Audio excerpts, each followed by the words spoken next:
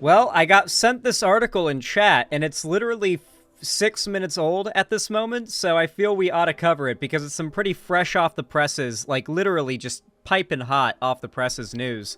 Trump loses first of several bids to toss suit seeking to block him from Colorado ballot. Former President Donald Trump has lost the first of several attempts to throw out a lawsuit that seeks to block him from the 2024 presidential ballot in Colorado, based on the 14th Amendment's prohibition against insurrectionists holding public office.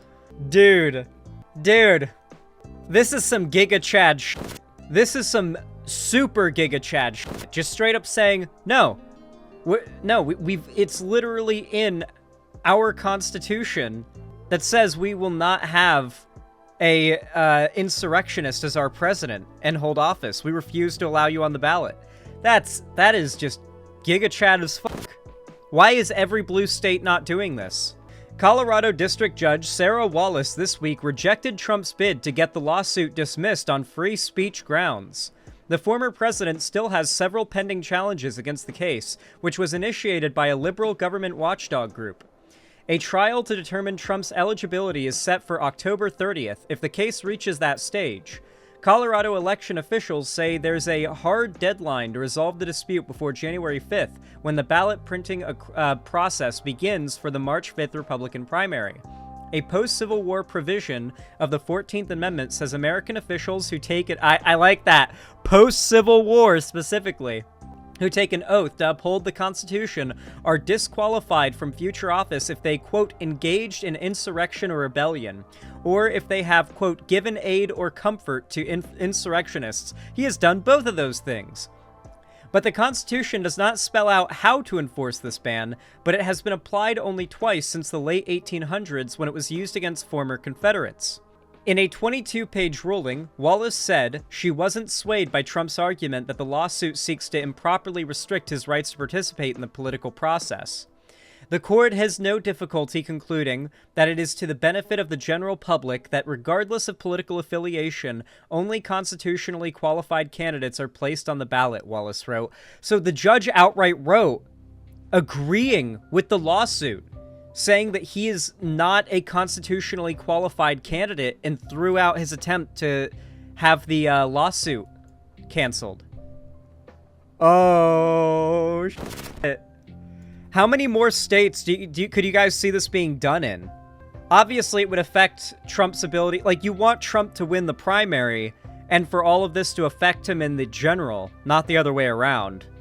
The best part is, if it doesn't make it to the Supreme Court before 2024, he loses those votes he would have to prove that those votes wouldn't have gone to another Republican, meaning he basically has no avenue for getting votes in Colorado because they may even have grounds to throw out write-in ballots.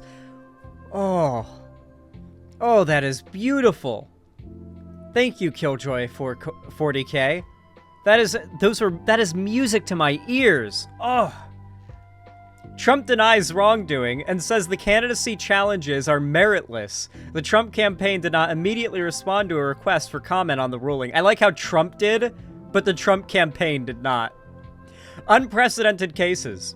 Citizens for Responsibility and Ethics in Washington, or CREW, filed the Colorado lawsuit on behalf of a group of Republican and unaffiliated voters in the state. Oh. This is one of 3 major challenges against Trump's eligibility for the 2024 ballot. Similar cases are pending in Minnesota and Michigan, where a different group filed lawsuits. Ooh. To be fair, well, Michigan's a big one. That's actually like Michigan and Minnesota. Those are big states for Trump to literally be unable to be like written into the ballot or even selected. That's like Trump loses the election no matter what if he cannot be on the ballot there. The group sued Trump and Colorado Secretary of State Jenna Griswold, who oversees elections in the state.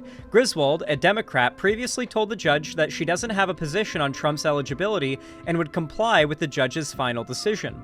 However, Griswold has said in court filings that she believes that Mr. Trump incited the insurrection and therefore wants the judge to determine if the 14th Amendment's insurrectionist ban can be applied through Colorado state law, because she has sworn a solemn oath to uphold the U.S. Constitution and to effectuate its requirements. In recent months, a growing and bipartisan array of constitutional scholars and former jurists have thrown their support behind the theory. But experts on both sides have also expressed concern that blocking Trump from the ballot could lead to a backlash and would deprive voters the chance to decide for themselves who should be president. Oh no, if we don't keep the insurrectionist who tried to overthrow our country from running, then his supporters won't be able to vote for him. Okay. Legal scholars are also split on how the 14th Amendment could be applied to Trump and how, remember, this is CNN, by the way, and like the guys who run CNN just outright said, we are going to try to appeal more to a center and conservative leaning demographic in the coming years, like recently. So it makes sense that they would throw that little bit in. Legal scholars are also split on how the 14th Amendment could be applied to Trump and how the ban would be implemented, whether by state officials, Congress, or a court. Given the existing ambiguities in the law, many expect the Supreme Court will ultimately weigh in on the matter in some fashion with the 2024 election approaching. All right. So it seems like in the state of Colorado and potentially Michigan and Minnesota, thank you, Minnesota. Yeah, if Michigan and Minnesota follow suit, particularly if Michigan does, it's a pretty big deal. Like, I remember when we were covering the 2020 election, I literally did all-night coverage.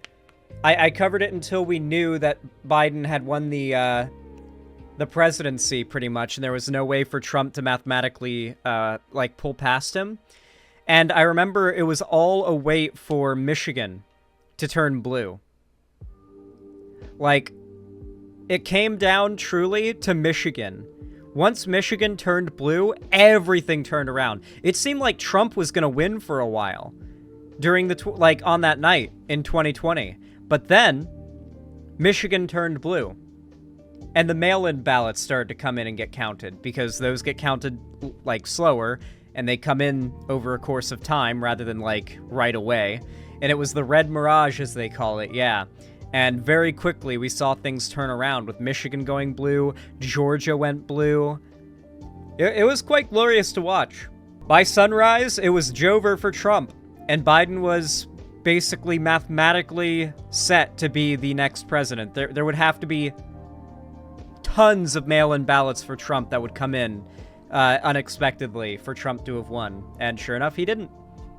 Even if the states go red, it would just split the vote and make a Republican win even harder. Yeah, no, this will hurt the Republicans a lot. And it's all their own doing, you know? They're the ones who propped up a insurrectionist, traitor. Who it's as simple as that. They put their entire name and support behind a traitor. And now their entire party is going to suffer the consequences for that. I can only hope. Let's hope this really hurts the Republican Party. I think it will. I actually do think it will. Colorado is itself a pretty, liberal state when you look at the cities, but outside of the cities, it's pretty conservative.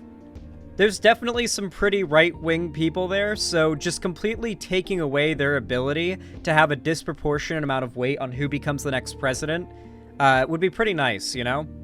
Because for those of you guys watching that don't know how our electoral system works, Trump didn't win the election in the way that many of you who may not know how our elections work, in the traditional way. Trump didn't get more votes than Hillary Clinton in 2016. Trump lost what we call the popular vote, which is who got the most votes total across the country. That is not how we determine who the president is. We have a much more contrived system that effectively allows places with much lower populations in rural areas to have essentially as much voting power as very consolidated cities with massive populations, but cramped into a much smaller physical area. This has allowed the Republicans in more recent elections to continue to hold political power despite their voter base being a very small proportion of the population. It's just they take up so much land, and that land has a lot of voting power.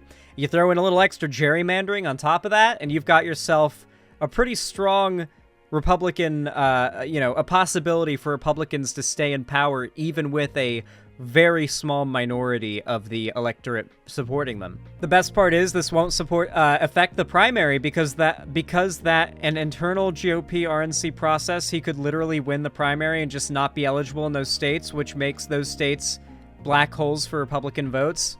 That's what we want. We want Trump to win the primary, and for this for like Minnesota, Michigan, and Colorado to have barred him from being on the ballot for the general election, and he literally just can never win those states. It's just a easy game for the Democrats.